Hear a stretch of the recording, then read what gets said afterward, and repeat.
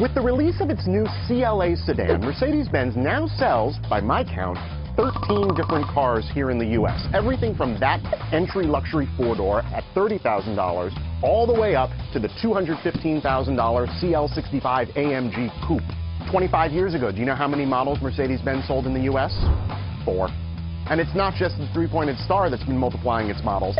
Audi and BMW, they've been going at it like rabbits too. So what's going on here? Why do automakers need to sell 10 different models when 3 or 4 used to be just fine? The first reason is that there's a whole lot more competition now than there was back in the 80s. I mean, now you've got Lexus, you've got Infiniti, you've got Acura, heck, you've got $60,000 Hyundais for crying out loud. With that increased competition, you have to go out and find as many new customers as you can. That means cutting up the market into ever thinner slices, which now you can do given the massive amounts of data that automakers have to analyze the market and identify new subgroups of consumers. And, thanks again to technology, now it's easier than ever for a car maker to spin off different models using the same set of parts. Things like the chassis, engines, and other components can be shared, so each model doesn't require you to start from scratch.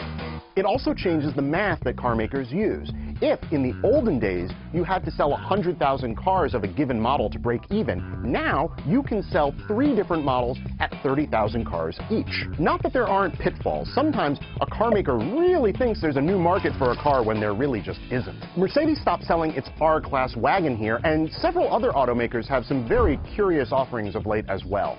There are some really clever things you can do with components and platforms, but it doesn't always mean that you should.